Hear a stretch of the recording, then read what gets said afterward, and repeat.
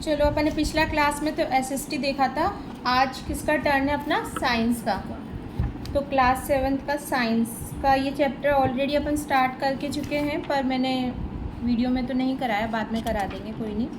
तो हम आज स्टार्ट कर रहे हैं किससे? ईसोफेगस से। किससे? फूड पाइप से। ठीक है, तुम बोल क्यों नहीं रही हो? बोल लो।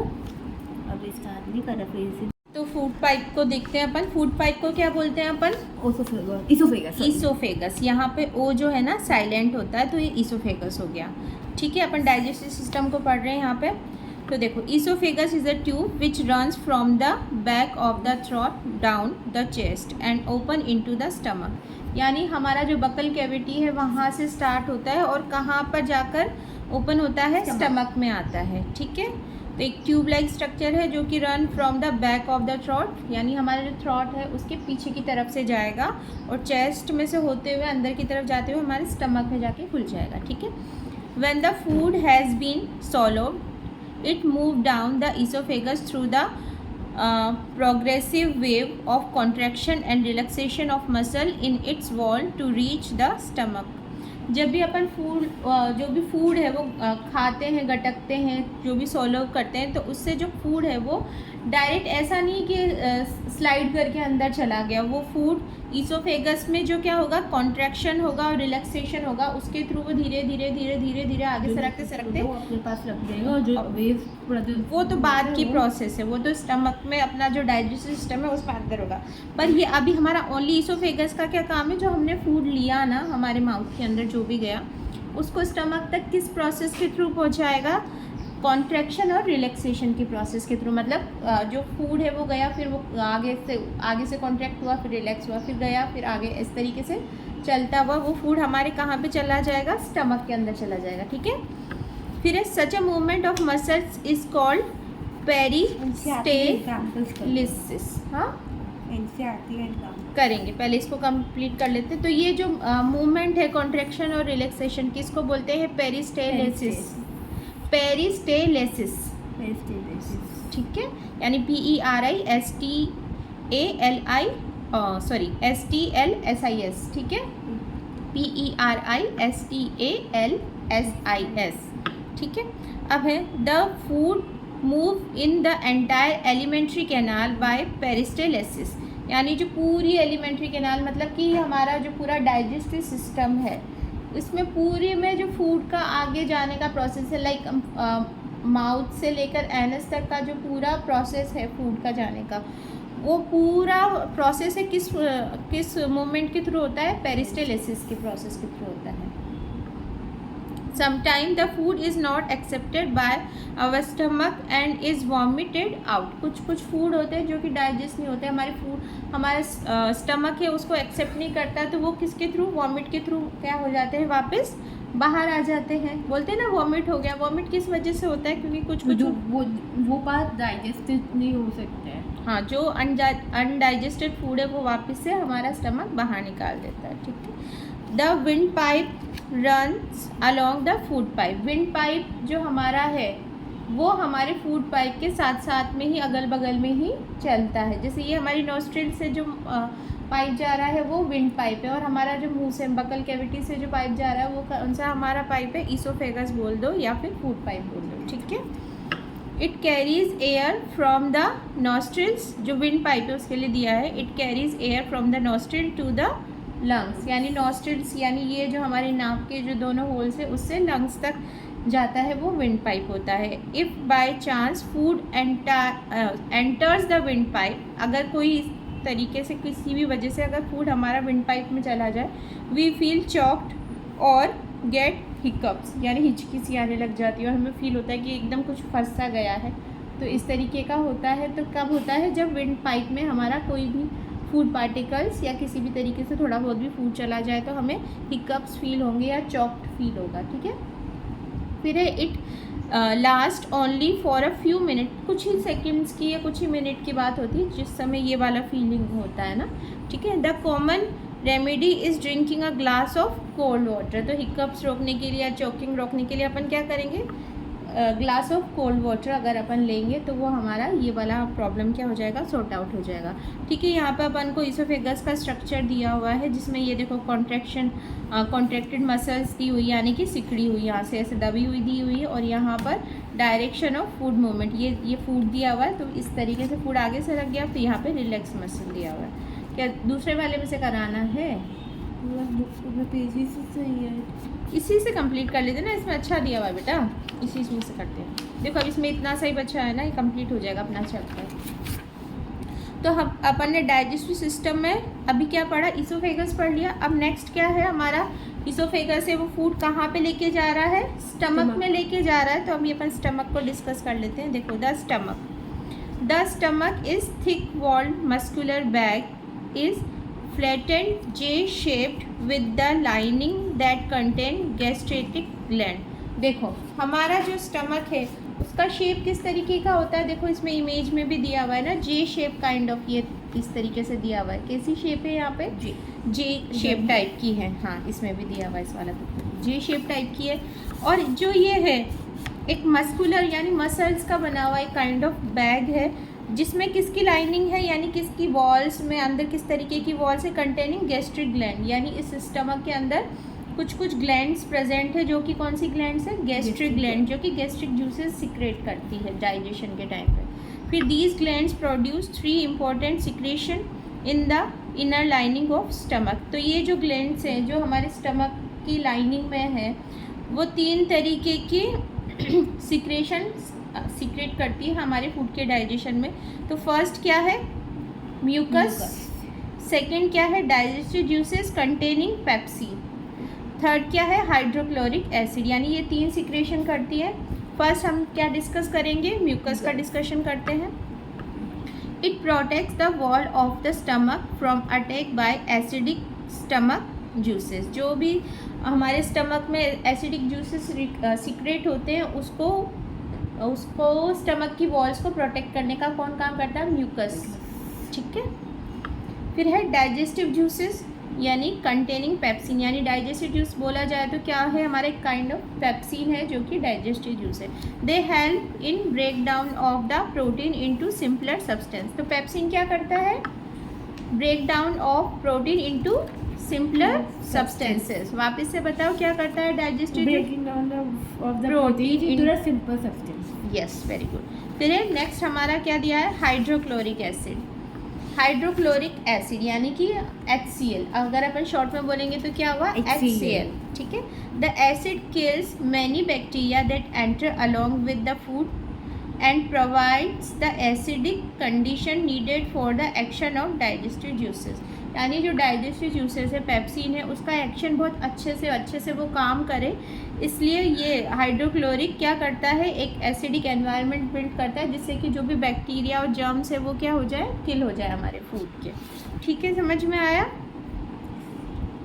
ठीक है, अब यहाँ पे दिया हुआ है during digestion minerals and vitamins do not need to be change, the cells are able to absorb them as they are. यानी अगर जब भी कोई भी फूड अपन खाते हैं, अगर उसमें विटामिन और मिनरल्स प्रेजेंट है तो उसका कोई चेंज नहीं होता डाइजेस्टिव जूसेस या हाइड्रोक्लोरिक एसिड से, वो एज सच बने रहते हैं और हमारी बॉडी में उसी तरीके से एब्जॉर्ब होते हैं। ओके, आगे इसमें ही दिया हुआ है, मैं स्टमक में क्या दिया हुआ है, the muscles of the stomach mix the food with digestive juices. यानी हमारा जो जे शेप का जो स्टमक है उसमें जितने भी ये डाइजेस्टिव जूसेस है, कौन कौन से हैं, जो सिक्रेशन है कौन सा है, म्यूकस है, डाइजेस्टिव जूसेस और हाइड्रोक्लोरिक एसिड है। तो ये डाइजेस्टिव जूसेस हमारे फूड के साथ क्या हो जाएंगे, मिक्स हो जाएंगे।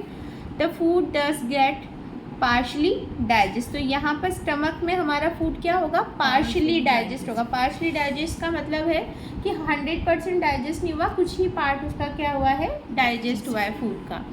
इट मूव्स, हाँ रुको अभी, it moves into small intestine for further digestion. अब आगे के डाइजेशन के प्रोसेस के लिए फूड हमारे स्टमक से कहाँ पे जाएगा, स्मॉल इंटेस्टाइन। हाँ, स्मॉल इंटेस्टाइन के अंदर चला जाएगा।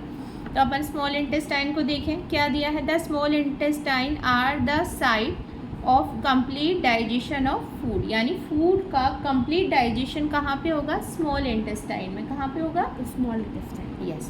फर्स्ट पॉइंट क्या गिवन है, it is about 7.5 metre long muscular tube arrange in the form of coil in our belly, यानी हमारा जो बेली है उसमें 7.5 मीटर लॉन्ग यानी इतना लंबा ट्यूब होता है, मस्कुलर ट्यूब होता है हमारे। आएगा कैसे हम लोग बहुत ही एकदम कोइल्ड यानी एकदम से गुच्छे के फॉर्म में अरेंज रहता है। और इसका 7.5 मीटर मतलब अगर हम देखें हमारा जो साड़ी होता है वो ऑलमोस्ट 5 मीटर या 5.5 मीटर लेंथ होता है, ब्रेड्थ की बात नहीं कर रही मैं, तो उससे भी ज़्यादा लंबा हमारा स्मॉल। अगर 4 फुट का उसका कितना आएगा, क्या होगा, 3 फुट का ऑलमोस्ट इतना ही होता है, थोड़ा बहुत कुछ माइन्यूट सा मिलीमीटर में कम होगा तो अलग बात है, पर यही रहता है। कितना रहता है, कितना लेंथ रहता है, 7.5 मीटर। हाँ, लॉन्ग मस्कुलर ट्यूब होता है जो कि कोइल यानी कि एकदम से गुच्छे के फॉर्म में हमारी आवर बैली के अंदर रहेगा। गुच्छा मतलब ऐसे एकदम कुचुर कुचुर करके अपन कुछ स्ट्रक्चर बनाते हैं ना, ऐसे ऐसे करके। ठीक है ना, ये देखो ये रहा ना हमारा डाइजेस्टिव सिस्टम का इमेज गिवन है ना मैं, ये देखो इस तरीके से, और भी ज़्यादा, ये तो हमको समझने के लिए फिर भी इतना क्लियर बनाया हुआ, और भी एकदम बहुत ज़्यादा से उलझा हुआ सा रहता है। फिर सेकंड पॉइंट में हमें गिवन है, it receives secretion from pancreas and liver, that means glands associated with alimentary canal. हमारी एलिमेंट्री कैनाल से जो भी ग्लैंड्स एसोसिएटेड, कौन कौन सी, पैनक्रियाज और लीवर, कौन कौन सी है, लीवर, इनसे क्या होगा, सिक्रेशन होगा, जिससे जो बाकी का फूड जो स्टमक में डाइजेस्ट नहीं हुआ है वो हमारा कहाँ पे जाकर डाइजेस्ट होगा, यस। और अगर स्मॉल इंटेस्टाइन में भी डाइजेस्ट नहीं होता तो जाकर लार्ज इंटेस्टाइन में जाएगा, फिर थोड़ा बहुत होगा तो वो उसमें एब्जॉर्प्शन होगा, फिर फाइनली कहाँ से, एनएस के थ्रू बाहर निकल जाएगा। अब दिया है लास्ट पॉइंट, इसमें क्या दिया है, its wall also secretes digestive juices along with mucus which protects wall of small intestine, यानी ये जो है हमारा, इसकी जो वॉल्स है, secrete digestive juices along with mucus, इसके अंदर जो डाइजेस्टिव जूसेस सीक्रेट होते हैं वो म्यूकस के थ्रू, मतलब उसके साथ म्यूकस भी रिलीज होता है, which protects wall of small intestine, जो कि म्यूकस क्या करता है, प्रोटेक्शन ऑफ मस्कुलर वॉल्स करता है। जैसे कि स्टमक में भी तो अपन ने देखा था ना, मस्कुलर वॉल का प्रोटेक्शन हो रहा था, वैसे। अब नेक्स्ट हमारा क्या है, लिवर। ओके, ठीक, तो लिवर, अब अपना लिवर का देख लेते हैं अपन। The liver is a reddish brown largest gland in the body situated in the upper part of abdomen on the right side, यानी हमारा जो स्टमक है, एब्डोमेन है, उसके राइट साइड में है, और कौन से कलर का है, reddish brown, reddish brown colour का। और अगर हमसे लाइक जीके में भी पूछा जाए कि लार्जेस्ट ग्लैंड ऑफ बॉडी कौन सा है, हमारा लीवर, लीवर, ठीक है। It secretes bile juices which is store in gall bladder, ये क्या करता है, बाइल जूसेस यानी कि जो भी डाइजेशन के लिए जो जूसेस होते हैं उनको सीक्रेट करता है, जो कि कहाँ पे स्टोर होते हैं, गॉल ब्लैडर, ठीक है। Fats are more difficult to digest than protein and carbohydrate, this is because they are not soluble in water. जो फैट्स होते हैं, हम जो भी कंज्यूम करते हैं, फैट्स लाइक ऑयल, घी और इससे रिलेटेड जो भी चिकनी चीज़ें हैं, उनको डाइजेस्ट करना बहुत ज़्यादा मुश्किल होता है हमारे स्टमक के लिए। तो ये जो बाइल जूसेस है जो लीवर सीक्रेट करता है, उसके थ्रू ही फैट्स का क्या होता है, डाइजेशन हो पाता है। Bile help to break down fats into tiny droplets that can be further digested. तो मतलब ओवरऑल देखा जाए तो लीवर का क्या काम है, लीवर क्या करता है, ये बाइल जूसेस का सिक्रेशन करता है जो कि गॉल ब्लैडर में जाके स्टोर होते हैं। बाइल जूसेस क्या करते हैं, जो भी फैट हम कंज्यूम करते हैं उनको टाइनी ड्रॉपलेट्स में यानी बहुत ज़्यादा छोटे छोटा में कन्वर्ट कर देते हैं, और फिर वो फर्दर डाइजेस्ट हो पाते हैं, ठीक है। पैनक्रियाज थोड़ा देर बाद करते हैं, तो अपन पहले दूसरा सब्जेक्ट कर लेते हैं। सर दिख रहा है ऊपर से। चलो अब नेक्स्ट, पैनक्रियाज। देखो अपना जो लीवर है अभी अपन पढ़ के चुके हैं, liver weight 1.6 gram and is the largest gland of our body. तो लीवर का वेट अगर हमसे पूछा जाएगा, वेट 1.6 kg। तो अब पैनक्रियाज को डिस्कस कर लेते हैं अपन। समरी में नहीं, मैं पूरा डिटेल में आपको पढ़ाऊंगी, ठीक है। देखो, a large cream colour gland, liver कौन से कलर का था? हम रेडिश ब्राउन, हम बोले तो ब्राउन तो नहीं आता। हाँ, और हमारा पैनक्रियाज है क्रीम कलर। क्रीम कलर का है। Gland present just below the stomach, stomach के जस्ट नीचे की तरफ होगा। Secrete pancreatic juices and help to digest carbohydrate, fat, protein into simpler form. जो पैनक्रियाटिक जूसेस है वो किस किस का डाइजेशन में हेल्प कर रहा है? कार्बोहाइड्रेट, फैट्स, प्रोटीन को कर रहा है सिंपलर सब्सटेंसेस में break down. The partially digest food reaches the lower part of the small intestine where intestinal juices secreted by small intestine। बेचारी अंधेरा तो होएगा था। ठीक है, ये रहा। The partially digested food reaches the lower part of the small intestine where intestine juices secreted by the small intestine completes the digestion of all the component of the food. यानी अपन ने ऑलरेडी स्मॉल इंटेस्टाइन में पढ़ के आए कि जो भी सारा फूड है वो हमारे स्मॉल इंटेस्टाइन में जाकर डाइजेस्ट हो जाता है completely. The carbohydrate gets broken down into simple sugar, protein into amino acids and fats into fatty acids and glycerol. तो जो कार्बोहाइड्रेट है वो सिंपल शुगर और प्रोटीन को किस किस में ब्रेक डाउन कर रहा है? Amino acid. और फैट्स को किस में कर रहा है? फैटी एसिड और ग्लिसरॉल के अंदर, ठीक है। अब यहाँ पर है हमारा, ये हो गया अपन ने पार्ट्स बाय पार्ट्स पढ़ लिया। अब डायरेक्ट अपन पढ़ेंगे एब्जॉर्प्शन और एसिमिलेशन, ठीक है। देखो समरी, ये सारा तुम्हारा ऑलरेडी तुम्हारी बुक में समरी दिया होगा।